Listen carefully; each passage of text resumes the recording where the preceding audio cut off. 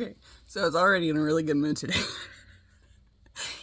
and then I just, I was texting Ben out in the yard and just thinking about it just feel really good today. I'm in a really good mood. Had an awesome class like last night. Shared some stuff that it took me a while to organize it and to put it together like semi-coherently, and I'm not sure that it's the order that I want it all to be in, but I'll probably read it here anyway. But I was really proud of myself because okay, when I got to class, it was a little late. It was like 6:05, but there was a girl in there that was setting up one of the singing bowls in the room, and like one of the staff personnel, and so I wasn't late. They hadn't really started when I got there. But then, as we normally do, we go around the room and do the introductions, and then Annie asks if anybody has any spirit stories, right? And like the past couple of weeks have been just like, amping up a lot. And like I even have a timeline of stuff that that I've been really excited about. It's like just a small, brief little glimpse of my kind of timeline, right? Of like what all's been going on. And I shared it, and then we did class, and Annie talked about a couple things in there that kind of put me in an even better mood. And, then we were talking about sound still, and still working on, that kind of stuff. Afterwards, we went to dinner as per the norm, and one of the ladies that was there, she was talking about, she said, do you find that as you've set more boundaries and are more positive, that like the family and their negativity is like they are like more aggressive and like trying to pull you down, kind of a thing? It's like, oh, absolutely, right? So, we have a good conversation at dinner, and afterwards, there's a guy at the table that stops me to thank me for the little spiel that I shared, and gave his experience on like from his perspective a little bit. And so I was in like a great mood when I left, right? And all stemming from starting to use my voice, even though like that was a big struggle for like forever. And I have been in such a good mood all freaking day. And I just got this comment on my YouTube channel. It was for video 414, which I really didn't know what to call it. So it's just kind of like, I don't know what the fuck is going on here, kind of a thing. Something to that effect in the title. And I'm going to share it because, by golly, there's a bully alert. And you know how I feel about bullies. But since they feel the need to say shit on, my channel for... I'm trying to do something that I feel guided to do and have been doing for a while. So I said the other day, I felt like I was going to start taking screenshots of the messages and posting them every now and then, kind of like a wall of shame kind of a thing, because, hey, they're putting the shit out there when, like, literally all she had to do was just like, okay, not interested, moving on. Even block me for all I care. I don't care at all. You want to block me? Great. So you never see my stuff again? By all means, go right ahead. But you had to stop and say the mean thing. So I'm going to share the mean thing. So this was at Lake Lady 1995. And she says, you ain't no more special than anybody else on the Stagon planet. Everybody got a story, so stop putting it out here on YouTube so you can make a little bit of coinage. Who cares? Everybody got a story. So sick of everybody and their pathetic ass stories. We all got one. First off, absolutely no punctuation at all, which is annoying in and of itself. Is what it is. But first off, I have not made a damn thing off of this whole YouTube thing to this point in time. I have been doing this for pushing a year and a half, I guess. And because I felt like I was supposed to. Literally the only... Okay, going back to that twin flame thing, you know, he had to be in some kind of spotlight so I could find him, but then how was he going to be able to find me, right? So I started doing the thing when I was terrified of using my voice because I felt like I was supposed to do the thing, because how else was he going to find me, right? That is the biggest thing with that. You know, and I've had the dreams where, you know, the girl said that I needed to share the story that I already have to share before more of my mission would be revealed, right? So, yeah, I mean, that's fair. And what I'm finding, or what I have found so far, is it's literally been sharing my healing process. Because if somebody resonates with my story, maybe there's something in it that they can benefit from, right? That is, I think, the big driving purpose of me doing the thing at all. Now, keeping in mind, I have been terrified of using my voice my entire life, and this shit is exactly why. But, you know, I am a big fan of all the people who are starting to call attention to the bullies, because literally that's all this shit is. It's somebody wants to stay in their negativity and can't stand people who are sharing their stories, because that's how we connect to others. That is how, you know, we find some kind of value in what we've been through. It's, you know, yeah, there's been some hard shit to process through, but I share it because I feel confident there are others out there like me who might benefit from what I have to say. And I always let the bullies silence me, and I will not do it anymore. And today I've been in a really, really good mood. And then, like, for this to show up, I sent it to Ben and my brother, because my brothers asked me about the comments and whatnot. And I showed them, and I said, this is literally the worst one yet, but it's interesting because I'm in a great mood.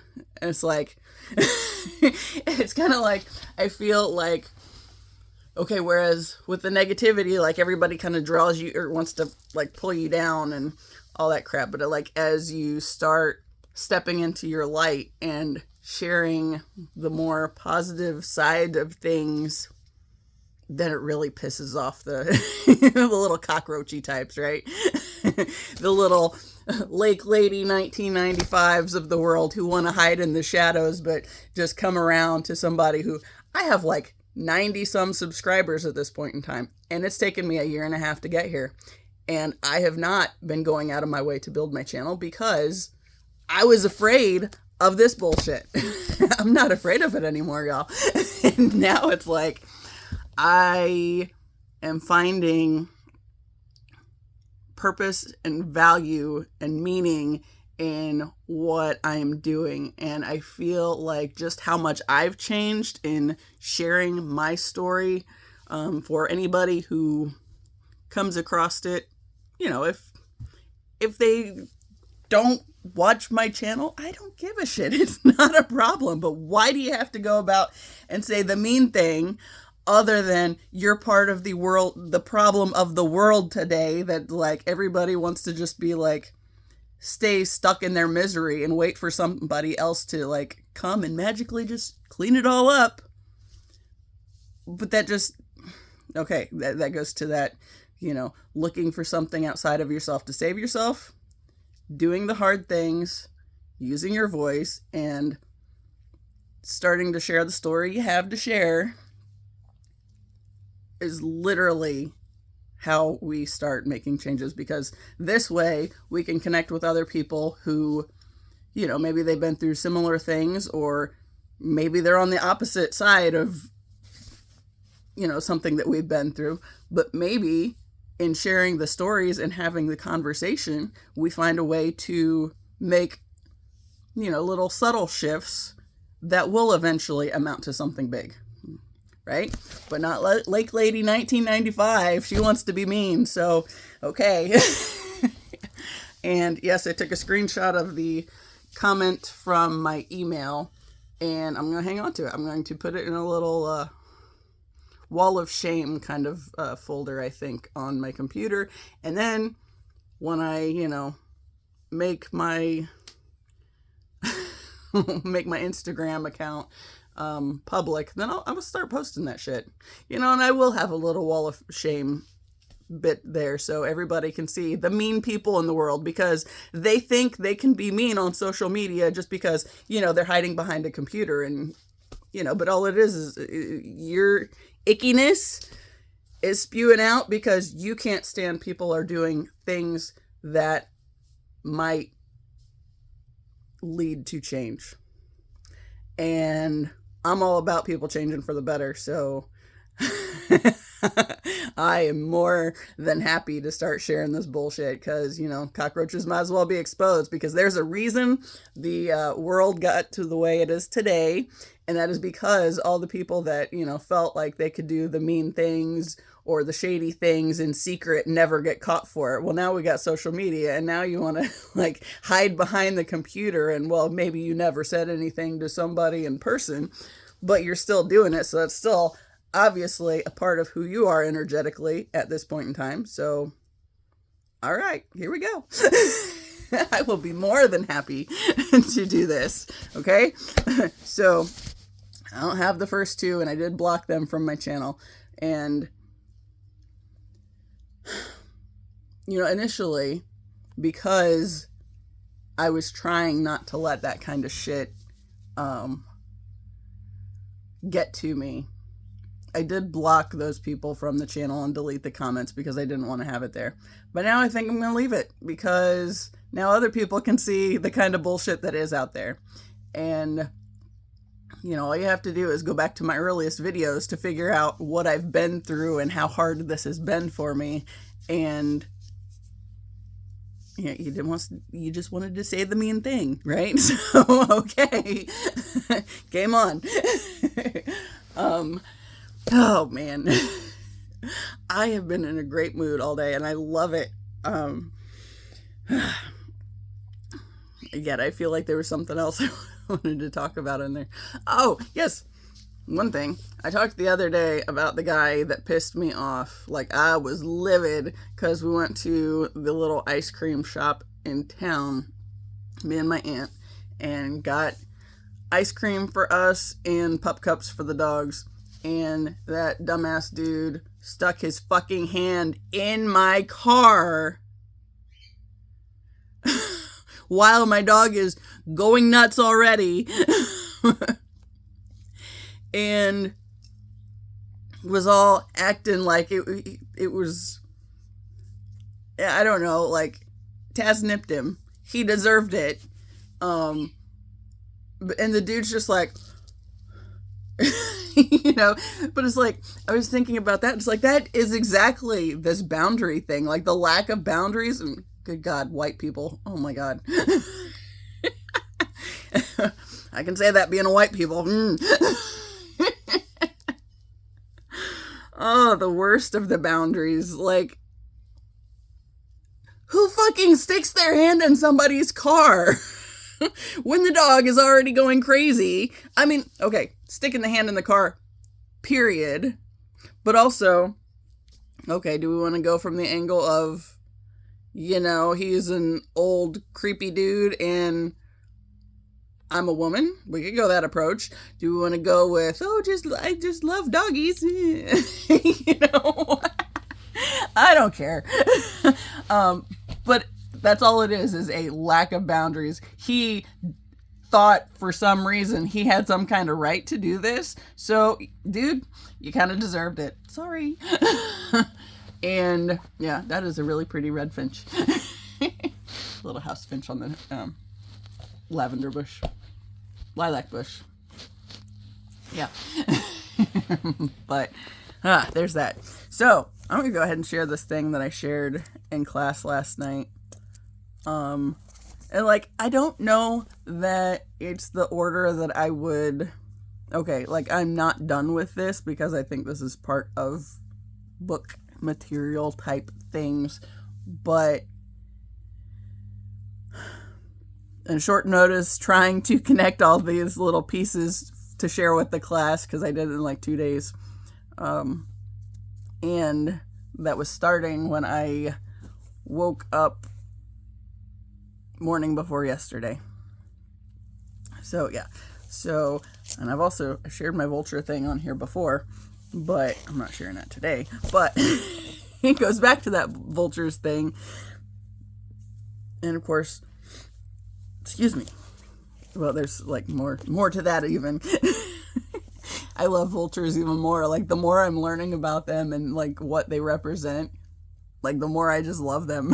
It's like, they're not real pretty to look at. And I think like most people that I've heard talk about them, it's usually not in a favorable way, but it's like,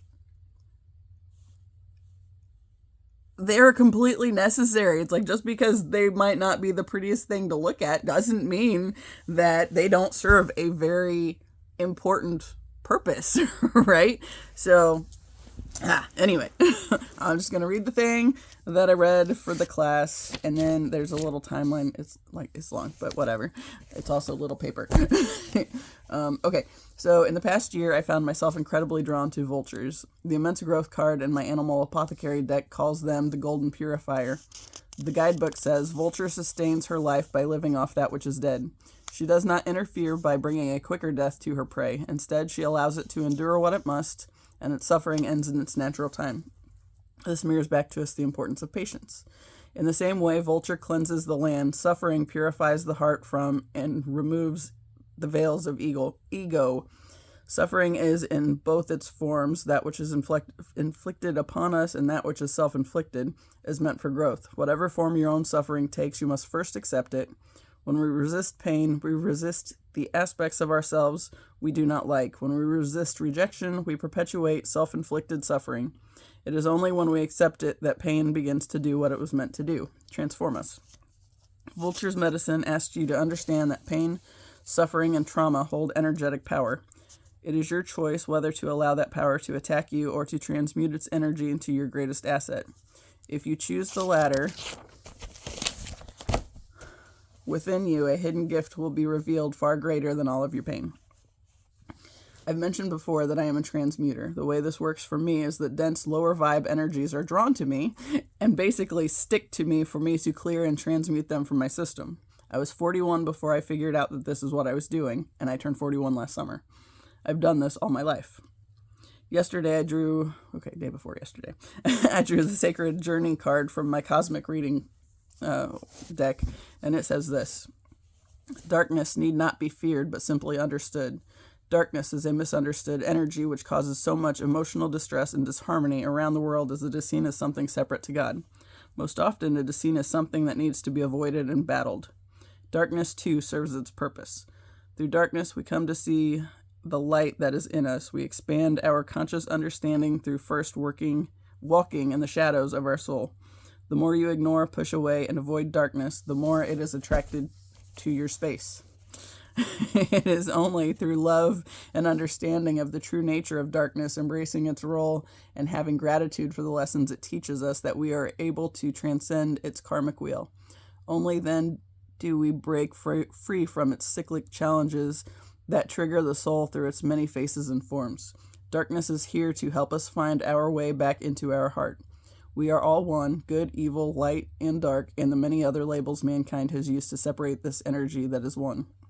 Do not fear the shadows within or outside, but simply observe the dance of life that is occurring all around you. See the lessons that unfold from the dark periods in your life, understand their meaning and purpose. When you can transcend the illusion of separateness and judgment of all that is seen as dark, you transcend the illusion of suffering. The more you walk this journey with understanding and clarity, the more at peace you are with this world. You are then ready to enter the realms of higher consciousness and increased light. Okay. My book won't turn the page. Okay. In 2019, I left a toxic marriage and moved back in with my parents. I was trying to learn how I'd found my way into such a bad situation in the first place. What I found is it all stemmed from a toxic family environment where I was the only one who could see through my narcissistic mother and narcissistic grandfather's bullshit, and thus became the family scapegoat. as a means of my mother and grandfather attempting to destroy me so they could save face in keeping up the illusion they tried to convey to the world. I found myself constantly plagued by suicidal ideation, made worse by moments where I'd be minding my own business just to have my mom call me into her room to say things like, "You're a very pretty girl, but you sure don't act like it." Or, "I'm your mother, so I have to love you, but I sure don't like you very much." When I was 7, my great-grandfather died, and at 8, as the world began to crumble around me, I started getting bullied at school, and my father started contributing name-calling at home. And my mom would constantly make fun of how I went from daddy's little princess to daddy's little farthead, yet no one cared to ask what might be going on. In my lifetime, I've always been really protective of the good guys. What I took that to mean is the guys doing their best to exist in the world, not harming others. If they could avoid it, yet somehow continuously getting shat on in their own lives. I always saw my brother as one, and several of my closest friends. As I've gotten further on my healing journey, I found that I need metal music as it helps me shift through stuck and clear, dense energies from my system. I've gone to 2 metal concerts by myself in the last year and a half because I was so eager to see the bands that were playing, but I had to remind myself over and over on the way to the first one, I am safe, the universe has my back, I am protected. What I realized was everyone in those spaces has their own shit to deal with, and at least they're more likely to be honest about it. Most of us have lived some greater portion of our lives believing we were damned to hell because that's what the world would have us to believe, if only because of the music we were drawn to. Often we internalize that there was something wrong with our mere existence because of the world we found ourselves in. Okay, class point. Last week we talked about frequency of sound and patterns different words or tones would form in the water. And metal music came up and the question of how it could be relaxing. Oh, I didn't bring my pictures. Hold on, I have my pictures. I don't need them, but I'll have them anyway. I'm like stupid excited about this whole thing, even more so. Okay, so I brought pictures. Back in the fall, I was led to repaint my room. In the first picture, my tree wall is the one that I love best. There's something that can be seen in what I decided to put on it, right? So, there's my tree wall, my little corner back here.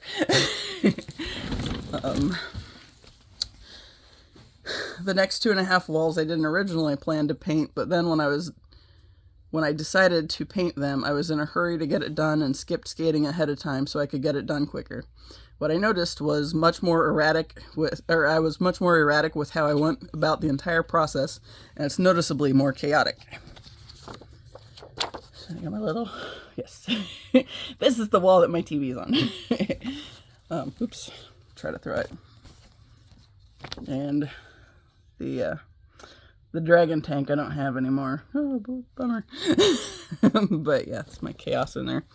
And the last one. Yes.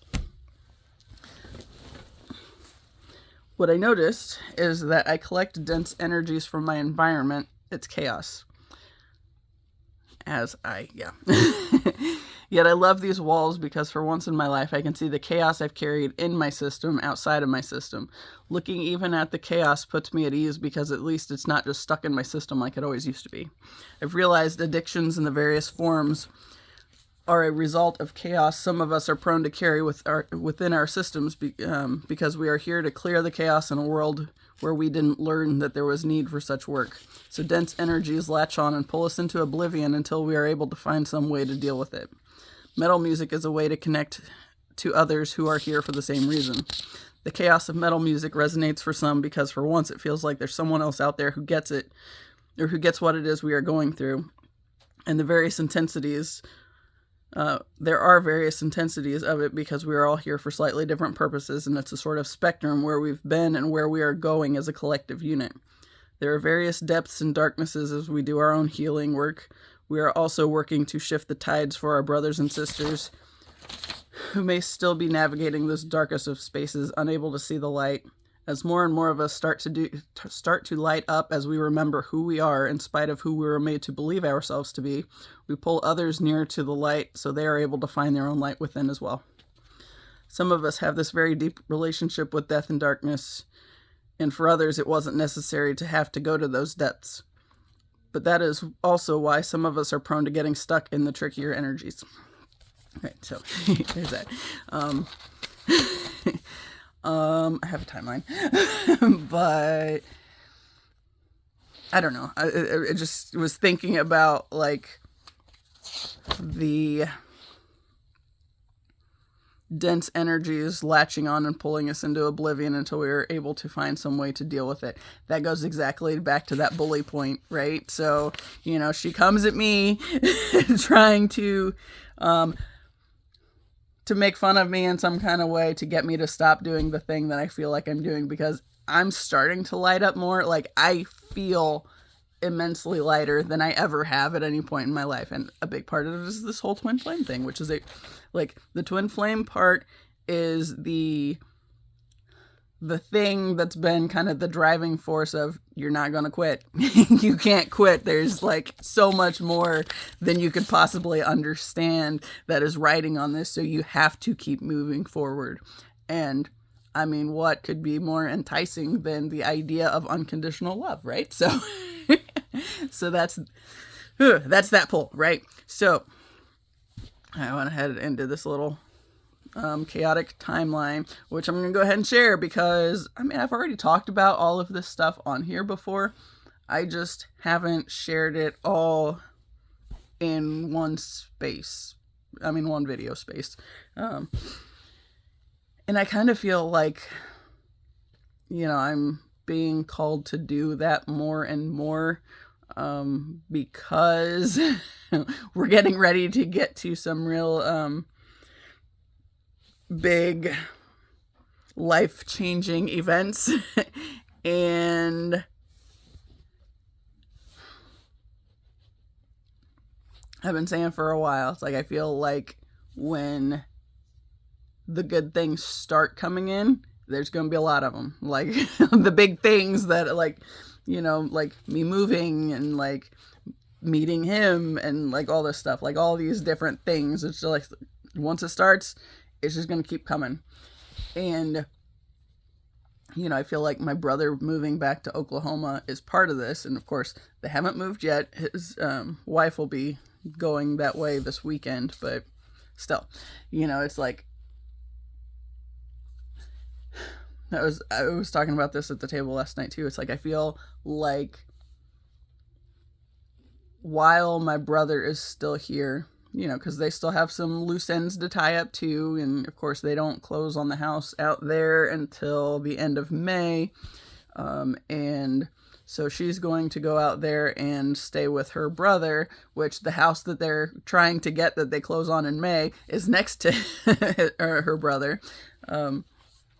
But since they can't close on that one until then, and they haven't sold their house yet, you know, my brother and Gracie are going to stay here, and Gracie's going to continue going to school and hopefully finish out the school year while they are wrapping things up.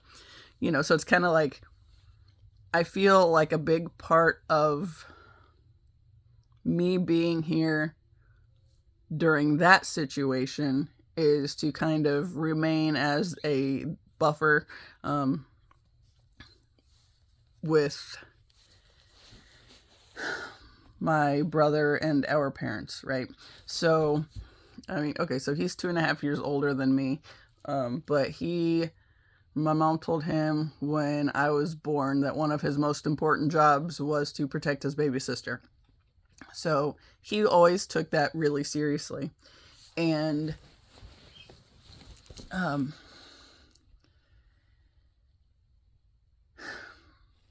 the way we were raised, like, okay, especially, like, we could see it more, I think, with our grandparents, but we still knew it at some level with our parents as well.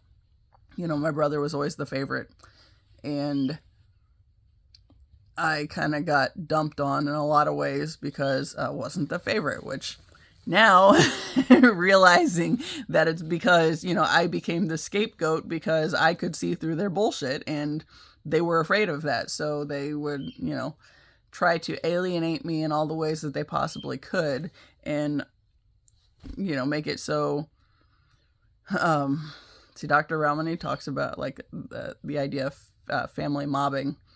And, you know, basically, if one person is calling attention to the shit that's going on, then they all kind of like get aggressive toward that one person to kind of put them back in their place. And yeah, it's a shitty scenario. Absolutely is, but lived, understood, it sucks. But you know, that's part of why it's been so important for me to learn to trust myself, because, you know, like my entire life, the people that I grew up around, you know, everything about my existence seemed to tell me that there was something wrong with me. But it's like the only thing that was wrong with me was that I could see through other people's bullshit and they didn't like it. So, you know, it was basically just an ongoing getting bullied by a bunch of people that like to live under the illusion and, you know, appear to others like they, you know, had their shit together. They had a good upstanding family, and, you know, nobody gets to see the monsters that exist. So, you know, like my grandfather was always very prideful of his reputation. And it's like the worst thing in the world was if you dared bring negative attention to his name in some kind of way. It's like, okay. So it's like, you know, me and my brother have this, I can see it in my cousins as well, and my aunts and my mom, but it's like just that hypersensitive fear of not being perfect. And it's like, I'm finally realizing that it's like, nobody's perfect. We're not meant to be perfect. Perfect is lame.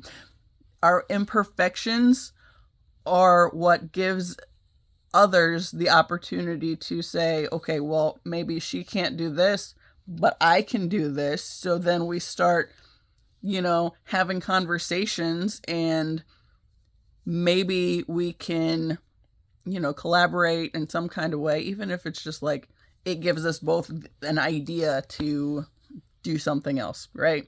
That I like, the first thing that comes to mind is Josh from the Swamp. He commented on my videos, and then we were kind of talking about things we could do for future video kind of a thing. Or he posed a question for me to answer, and then, you know, it was actually kind of fun. And then, you know, I think I've branched off from other stories because of that as well. But it's like our imperfections, the parts where we don't have it all together, and we know we don't have it all together, when others see that we don't have it all together, it makes it more okay for them to step into who they are as well. So, okay, well, this person doesn't have it all together, but they're still doing the thing, in spite of the Lake Lady 1995 assholes of the world who want to try to tear you down for doing something because nobody wants to hear your sob story, you know? So yeah. Now, okay, to the timeline. When I put this timeline together, I started with the death of my grandfather, and I feel like that has been like one of the most critical pieces to the whole thing. Like, he was literally the thing that was in the way of me doing anything good, and I was like terrified of doing anything wrong, terrified of fucking up, because you don't make him look bad. You know, but I can appreciate the fact that most of his buddies died before he did. Mind you, he didn't, like, he might be sad that they were gone from time to time. I don't know how often he talked to most of them.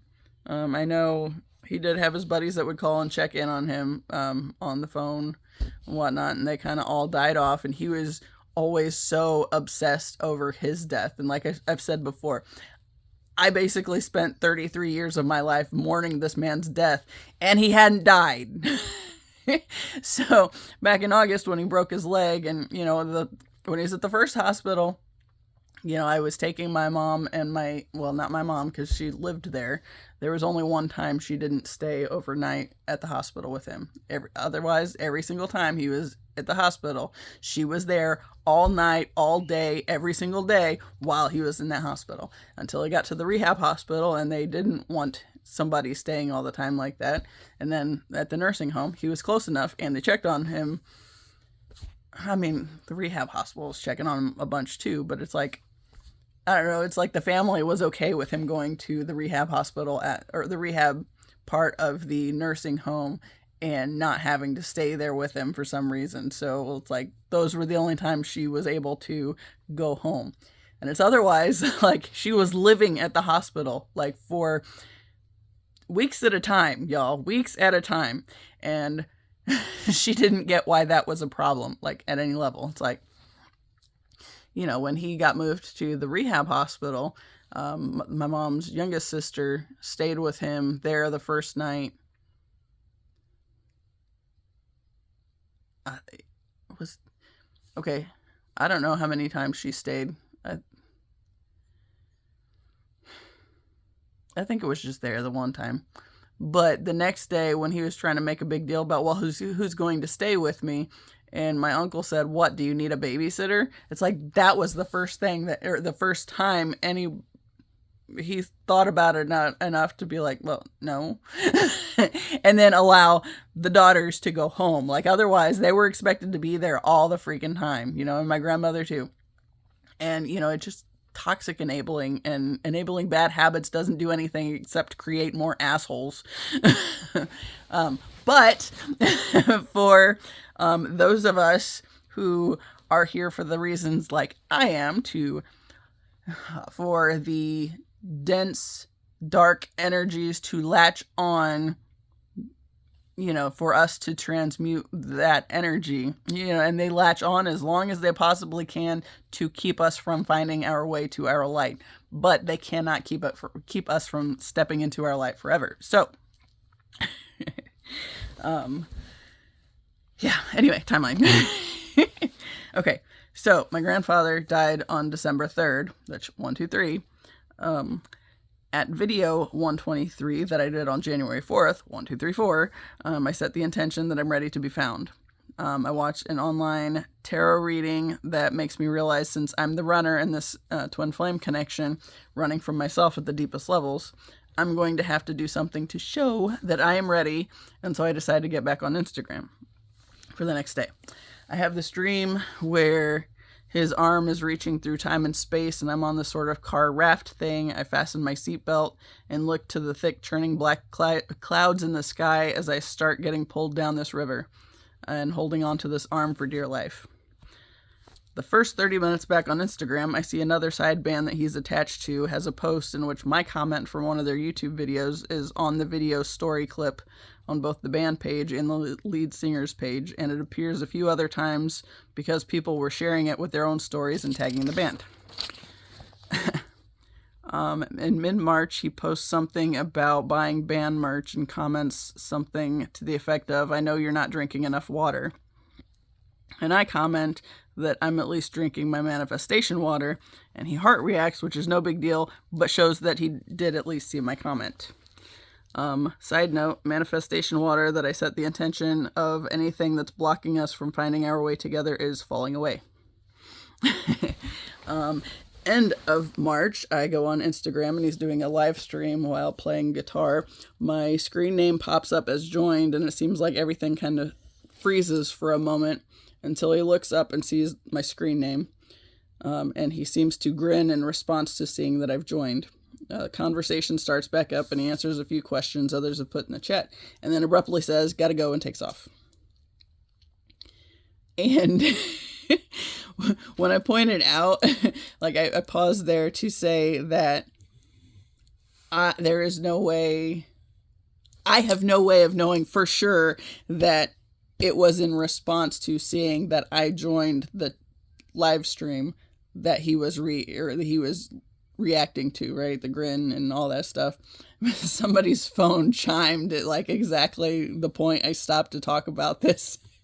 And Annie was like, oh, that's spirit confirmation. It's like, okay, we're just going to roll with it because like everything in me says to just accept it and just take it for what it is. So, he saw my name in the space and seems to grin in response to seeing that I've joined, and then leaves pretty quick, right? So, okay, on Saturday, April 5th, my DVD remote is MIA from the day before. While half watching another tarot reading and shuffling things around trying to find the missing remote, I remember a clip from Ellen where Jim Carrey was on the show that she'd posted a clip from it recently on her Instagram account. It was talking about manifestation, and he said a teacher of some sort had said to manifest something, tell God or the universe what it is you really want and what you'll do in return. As an example, pray X amount, do something for humanity, do something for the environment, etc. I find myself thinking, I'm ready for all the good things that have been blocked from me. The love, the career, the friends, the life. I'm ready for it all. And if that means walking away from my family completely in order to get there, I'm ready and willing to do that. Very ready. I'm very willing. Immediately after having this thought, I find the remote control under my chest of drawers in a way that it couldn't have just fallen and bounced under there. But yet there was also a stack of boxes in front of it that I very much do not remember moving during the whole ordeal. You know, but it was like back there a little ways, and it's like right on top of a stack. And it's like it had been set there, but it's like, I definitely don't remember moving these boxes from this space at that point in time anyway. But, you know, I talked the other day about how there's like this almost, it's like a flickering. It kind of feels like a different timeline kind of overlapping it. So I don't really know what to do with that. But it was down there in a way that it felt very much like it had been placed there. And I very much do not remember placing it there or moving the boxes for it to have gotten there, right? So, right. I go on Instagram later in the evening and see he's got this one-on-one meet and greet thing going on very soon. Mention it to Ben and my brother, but I say I'm not going to do it. My cousin calls in a panic as I'm getting ready to walk my dogs one day to see if I'll take him to a job interview in Plainfield, and my intuitive voice says if it is not a hell yes, it is a fuck no. And I realized, you know, my cousin coming in like he did, it's very much the universe testing me on my boundaries still, especially since I put out that point of, if I have to walk away from these people to do this, or to have all the stuff that I want and like the good things in my life that are meant for me, then I'm ready to do it. Because I feel like that cousin in particular, with his anxiety, he is like cut from the same cloth as my grandfather. So, you know, he's one that when he was born, I was relieved because it meant I wasn't at the shit end of the list by myself. And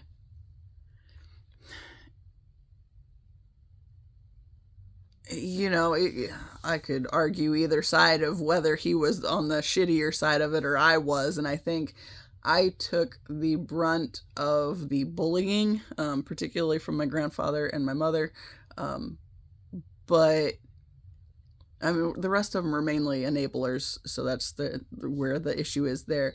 But like with that one, he got away with a lot of stuff. Like, okay, his family was going on vacation, and I think he was like 8, and he didn't want to go, so he didn't have to go. And, you know, like, I don't remember how all of that worked out, but I think he was able to stay sleeping in his room because it's right next door to my grandparents, and, you know, we're over here too. But I don't remember how all that worked out, but I remember that there's some trip. I don't remember how old he was. He might have been middle school aged, but he didn't have to go. And like, it was a big argument with some of the sisters as to why she would possibly allow this kid to not have to go when, you know, he wasn't young enough to be making those kind of decisions. I think he was old enough. I think he was old enough to stay at home by himself. But either way, it's like there's just because of all the family in the area. Yeah. Dude. Tess farted and it smells really gross. He just looked at me like, eh. Okay, so on Monday, that week, this was after, so the 5th was Saturday, 6th, the 7th. Okay, so Monday, I'm feeling so very good. I dance a lot while playing DJ for Gracie's Barbie dance recital and discover some new music that I immediately love. First off, Twin Flame's birthday is 8/19, and that number follows me around a lot. The song that I found that I most love, the reason I clicked on it was because it had 819,000 likes. You know, that's literally why I clicked on it. It's like, well, obviously that's important because there's my number again, right? So then I click on it, and then I just love this song, and it's like amazing. So, and I've listened to it many times since then. And that one is Pisk, Jamie Berry, and Octavia Rose, and it's called Morning Light. I'll have to verify those last two names, but I'm pretty sure those were the names on it. But I love that song, Morning Light. Check it out, it's amazing. Couple days later, I'm debating on the one-on-one thing and decide if I have this dream where these 3 things come up, then I'll do the thing. Dream does not happen. But as I'm waking up, it's like there's this conversation going on in the astral realm, and I realize it's literally stupid to need more signs when the opportunity is literally the sign, because so many things had to come together in divine alignment for it to have shown up, period. Thursday night, I watch a tarot reading and pick 2 piles and realize the first one's talking about me. She talks about how one word she doesn't normally use, but it was coming through very strongly, was mystic. And she said that this person has been in a bit of a hermit mode for some time. Well, that's me. It's like, if it wasn't for this YouTube thing, I wouldn't really be talking to anybody except for my brother and Ben, and like would not have gotten near as much out of my system as I have with this whole YouTube thing. So it's literally, this is my means of getting it out of my system. You know, and Mystic, of course, is part of my username for, like, everything. So, yeah. Oh, also, she pulled, like, 3 cards in a row that were ones from different decks. So it was, like, 1, 1, 1. It's like, okay, obviously. I mean, those were following me around anyway, but then there they are again in this freaking reading. This was Kino Tarot, by the way. For the other pile, she says, there's some kind of online connection. She says, I see you going back and forth on whether to do something or not, and finally diving in, and when you click the button, it causes a bunch of other things to fall into place and be put into motion.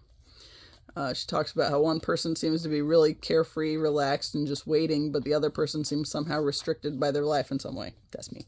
I'm all restricted. This is why I'm in hermit mode. She hits home on like 2 or 3 other points, and then I decide if there's any more slots for the thing on Friday, then I'll do it. And the next day, there's only 1 less slot than there had been. Like, I counted them. There was like 16, and then there was like 15. So I was like, well, I'm going to do it. So it was the 11th. So there again are some ones where I went ahead and signed up to do the thing. And since 1's been following me, I picked the 110 slot. Also because 111 would fall into that time slot. Which, of course, is important, right? So, she had a comment that 3 of the cards, I moved that point. It's the 3 cards in a row that were number 1. I just moved that over there. So, that was me in this reading space. The money alone for this to happen shows divine alignment, because I had like 3 months of time where I barely had any time with Gracie for respite care. You know, I sold a bird cage, you know, that money only goes so far. It's not a consistent income. Got my tax check, all this kind of little things. It's like, but this was because they're moving to Oklahoma and we have only so much time left. They let Gracie stay all night 2 nights in a row. at our house. So I had a lot more time that I could use. And since, it's limited and, normally I'm trying to divvy up the time for like the whole year. And this time it's just like, well, we're just using whatever we got. And, if she's here 3 hours, she's here 3 hours. If she's here not at all, then okay, not at all. But if she's here like for a couple overnights, we got a lot more time that way. Right? So, just in that, because she had been here all weekend, the weekend before, I had more than enough to do the thing. So I did the thing. No,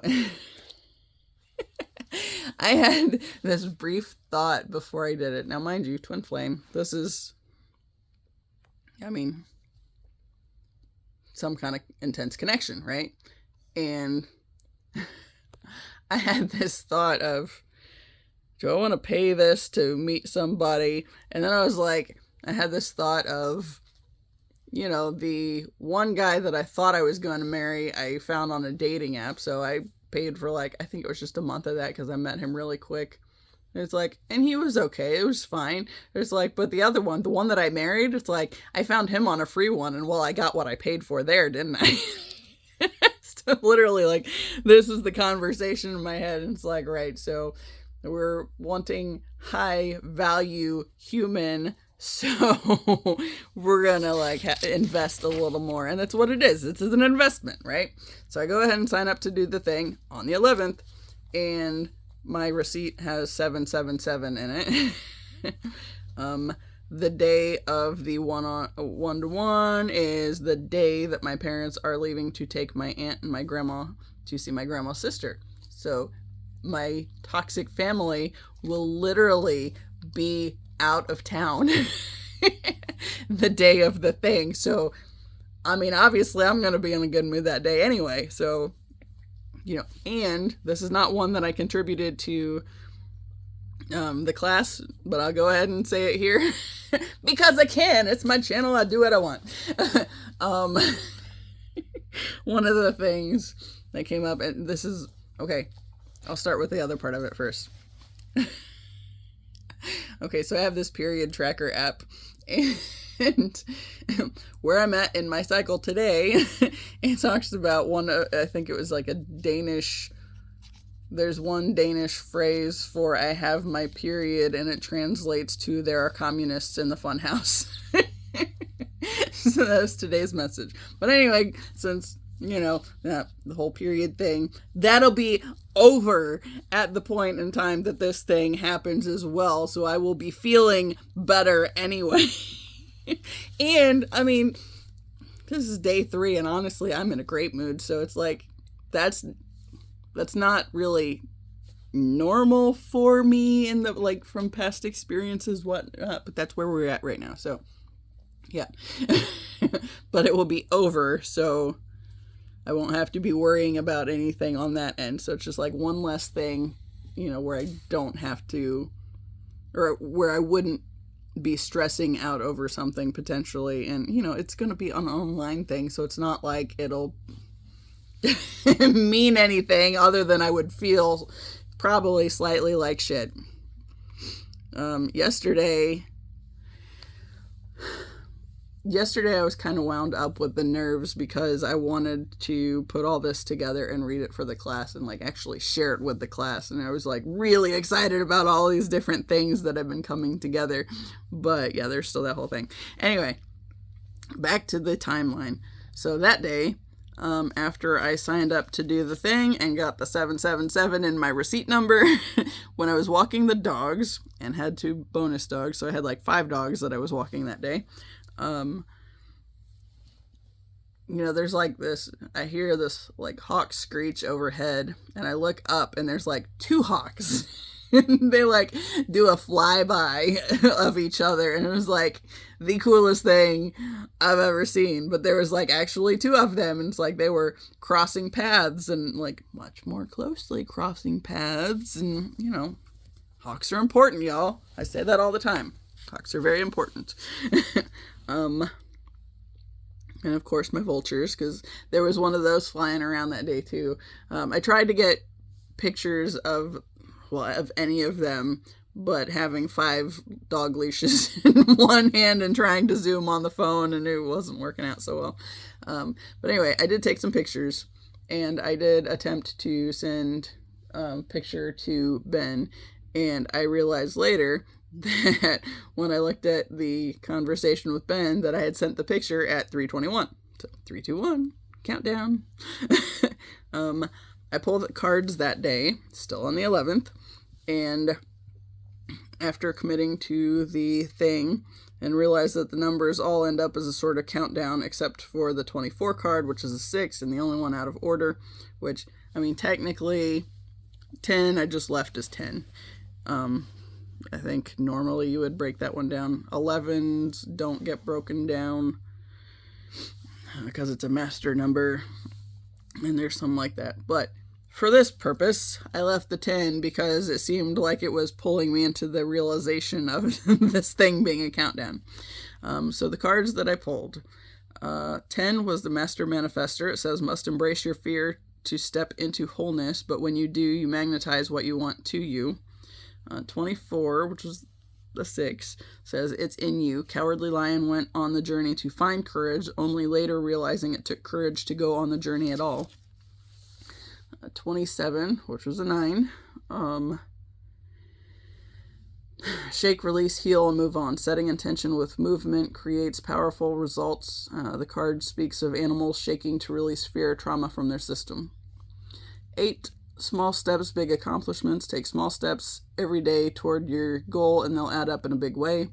And then 25, which was 7, says claim your power. So my numbers were 11th for the day of, and then 10, 6, 9, 8, 7. So my 6 was in a different spot, but I think the message was supposed to be in that spot. Obviously, it was supposed to be in that slot, or it wouldn't have been in the slot. But it was still, like, all these numbers are basically a countdown.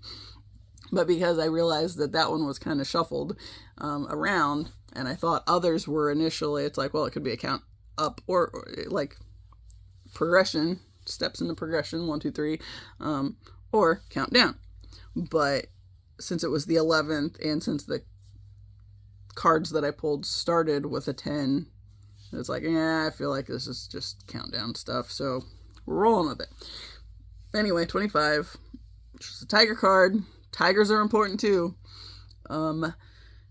It says, claim your power. Tiger comes in the masculine energy of taking action and creating what it is you want. It's time to care more about the end goal than the heavy emotions you're currently feeling. Snap out of the illusion and get your thoughts in gear. So it's like they're all like relevant for what was going on anyway. And I like shared all of this stuff with the class, and it was just, like, of course, I drove over there. It took like 35 minutes to get there. So I was a little wound up, got hung up in traffic at a couple spots. Then it was like 6:04 when I walked into the building, and then I had to stop and pay. But I had my I'm not angry, but I am a crab shirt on. And one of the ladies that I talked to at the register was really excited by it. She said her Cancer moon understands that very well. It's like, yep. It's like, well, I got the Cancer, Sun, Moon, Rising, Mercury, and Mars, so I figured I needed a crab shirt. So there we are. Which I have crab earrings coming that I'm really excited about too, because I found them on Etsy, and they have like I don't remember what shop I got my butterflies from. I don't think it was the same one though. But aren't they cute? Sparkly. Anyway, the crabs, it's like the shell is a skull. So, I'm all about that. So, yeah. Oh, after I was done with everything, I had to stop in the middle of it because I was like talking so fast and forgetting to breathe. So I was like, need air, hold on. But when I was done, Annie pulled up something on her phone that she said, me and my vultures, and it kept making her think of this thing that she had seen recently, and she pulled it up. It was talking about the vulture headdress, and it was talking about how originally the vulture headdress was only seen in like depictions of like this one particular goddess, Nekbet. I won't swear to that. And even if I got the name right, I can't say I said it right, but whatever. But Egypt, back to Egypt. So there's another point of that.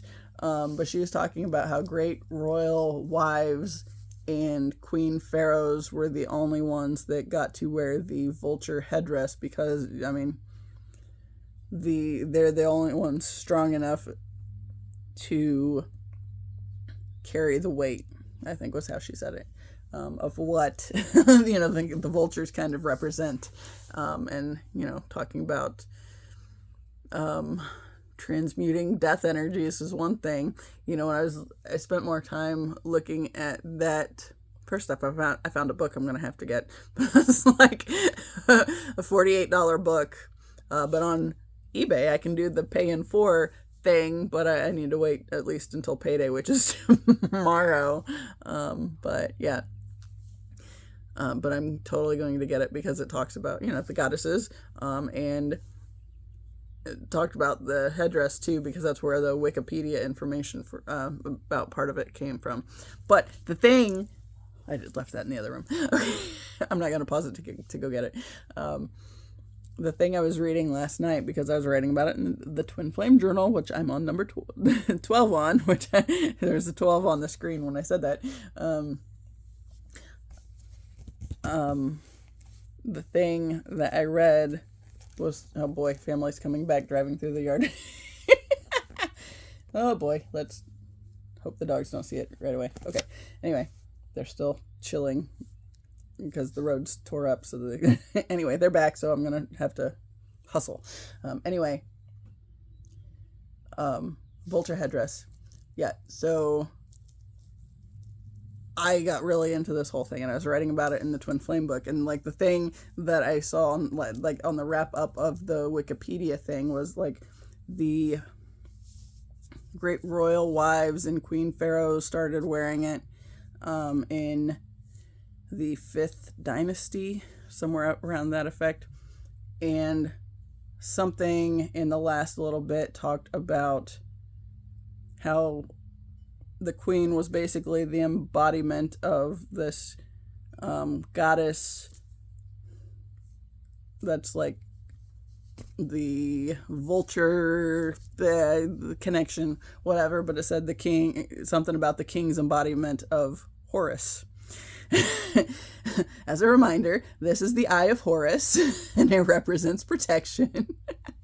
And I started wearing it largely because it seemed like another thing for the energy protection aspect of it. And of course, I have it on my wall as well. I got the Ankh, the Eye of Ra, and the Eye of Horus over there. But also,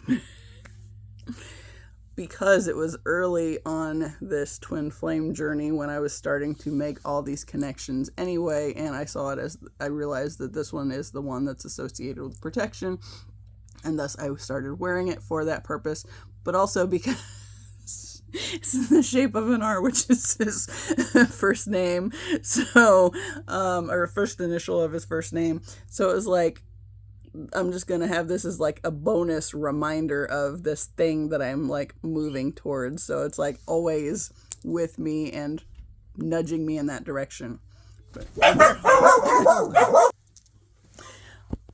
yeah, so like that's like another layer to it. But then when I read that and it was talking about the king as the embodiment, the human embodiment of Horus, and it's like, oh, there's another layer on that end. So all these things with all these different layers all coming together. But I'm going to wrap it up because they just got home. And yeah, as always, I appreciate you. Until the next time. See ya.